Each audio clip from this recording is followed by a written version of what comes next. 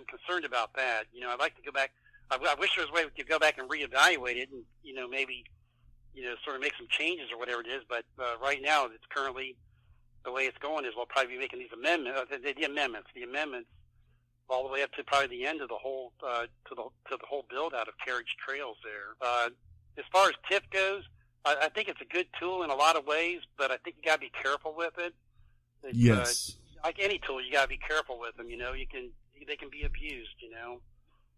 Yeah. So, and as far as refinancing and everything associated with these TIF things, I start to get concerned about how much the city is in debt based on some of these TIF issues. Yeah. Another thing that I've noticed, the Brant Pike revitalization. Are you following that at all, or? I've been to I think every meeting but one. Oh wow! I've been to every meeting but one. Okay, so you know what's going on with the Brant Pike revitalization then? No, I know what's not going on with the Brant Pike revitalization. Oh, okay. I went before council about 2 Mondays ago, and I asked, when's the next meeting, what's being done on the action items, and I got no response at all from council. So wow. maybe it's going to be basically left for whoever the next mayor is and whoever the next city council is, because I don't see a lot of action coming up now between now and the election and the transfer to the next city council. So I think it's a great idea. Some kind of, I don't know, like forum or mechanism or forum or whatever it is to bring ideas together. I keep using the term throw them against the wall and see if they'll stick, Mm-hmm. and you get some ideas going.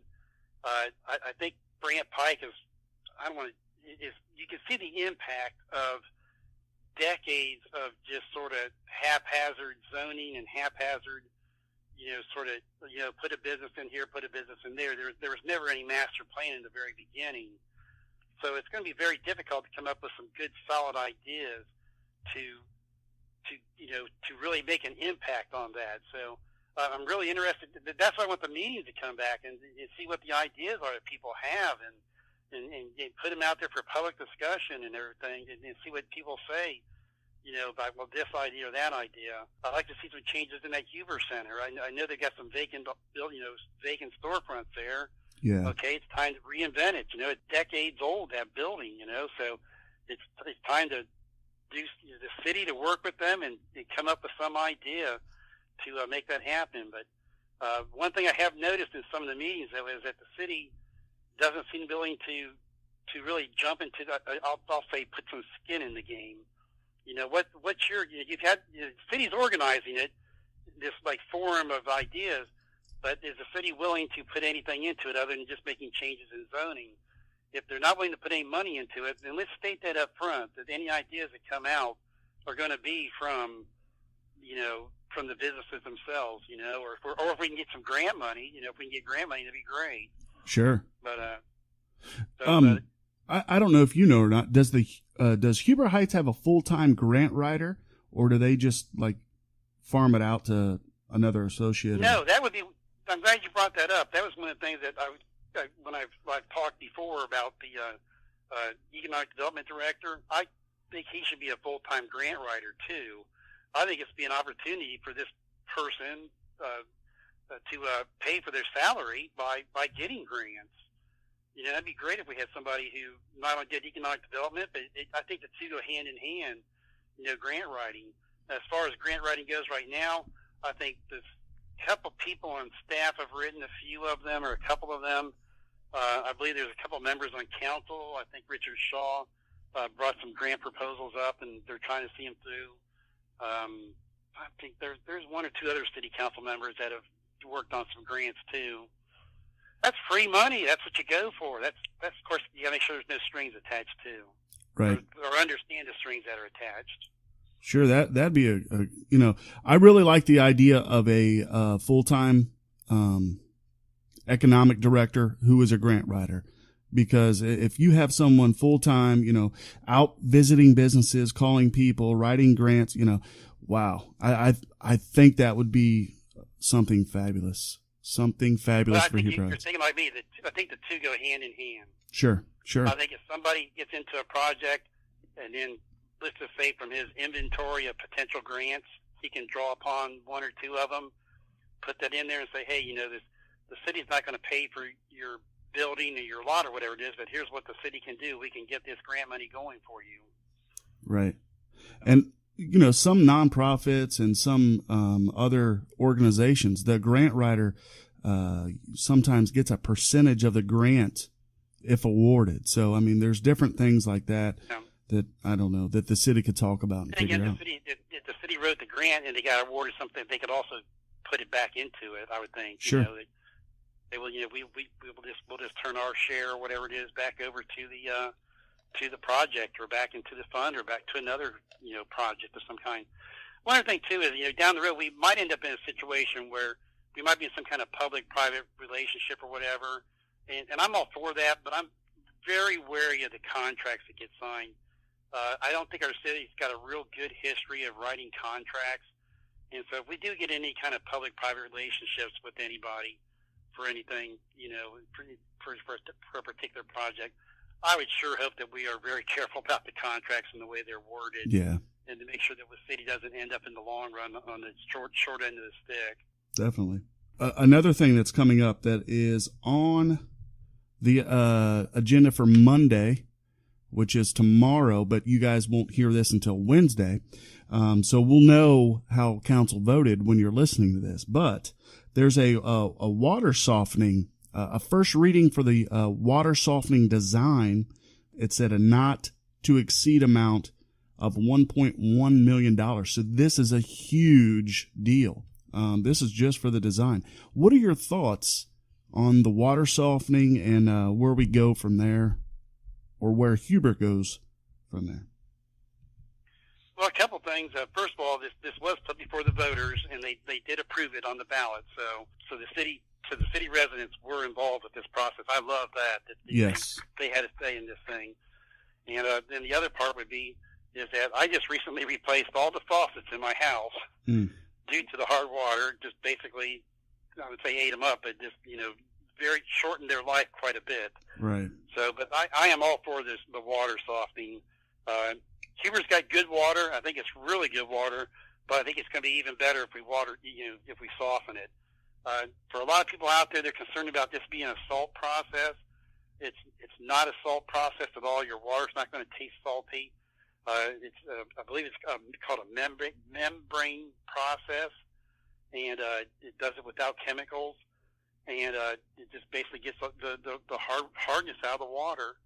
And like I said, I think we got good water, but I think it's going to be even better after this, and I'm all for the water softening project. Right. I just to kind of caveat on what you just said, I had lived in Huber Heights for a very, very long time. I was born in a Good Samaritan Hospital and was brought home to Huber Heights. So I've been there since '77. And there was a couple times I moved outside. It was like a year or two or whatever, and then I moved back. But anywho, when I was so used to Huber water that when we just moved now, being, really tell the difference between having soft water where we do here in the city I live in here in Texas and not. So I think I'm glad the voters voted for it. I was one of them who did vote for it back then. And I'm glad they're moving forward on it. I hope council has done the right thing, because when everyone listens to this, council have already voted. They may push it off to a second reading, which is fine, but it needs done. It really does. So I'm with everybody who's for soft water on that. I think and at the same time they were talking about pressure and soft water and pressure.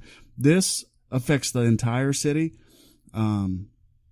Pressure probably needs work too, but this is probably more of a factor, in my opinion, than the pressure. I don't know how you feel about that, Dave, but. Oh, I'm all for the water softening, and I think this will be, when we finally get our economic development director, this will be a tool in his backpack for going after new businesses, saying we've got the water, we've got quality water, and we've got sewers and everything else to go with it.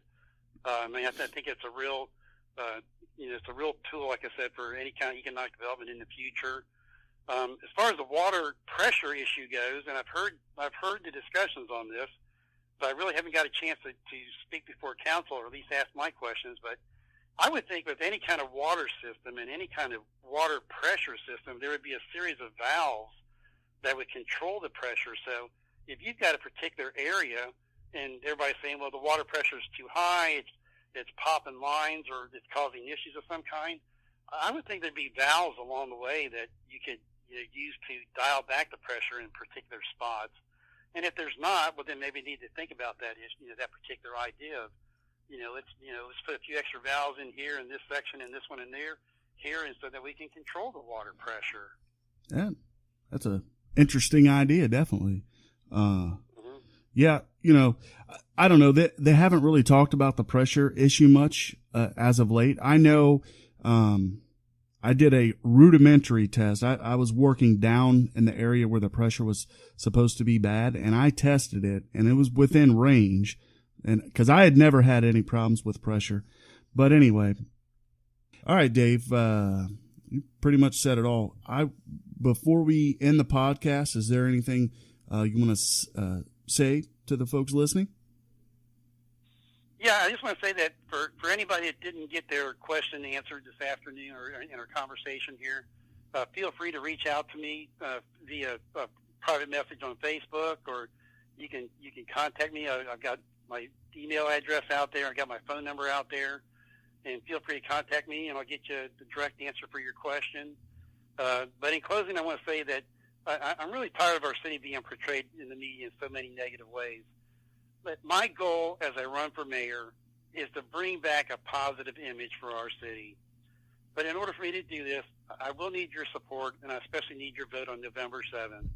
I truly believe if we all work together, we can make Huber Heights a place where the citizens are proud to live, work, play, and do business in a city they call their hometown. Thank you, and everybody have a great day. Thank you. All right, Dave, thanks a lot. Appreciate it. All right, everybody, that's going to wrap up episode number 17. Thank you for listening to Inspired and Admired. You can follow us on Facebook at Inspired and Admired Podcast. We're on Twitter at True Podcast. If you like this episode, if you like the series of episodes we're doing with the Huber Heights candidates, please share them on Facebook. Please write us a review wherever you can find a place to write a review. I know iTunes has it, so check that out. Next week, I have Andy Hill. He is the candidate for Ward 4. That's Andy Hill, candidate for Ward 4, next Wednesday, same time, same Matt channel. We'll see you next week, guys. Thanks for listening.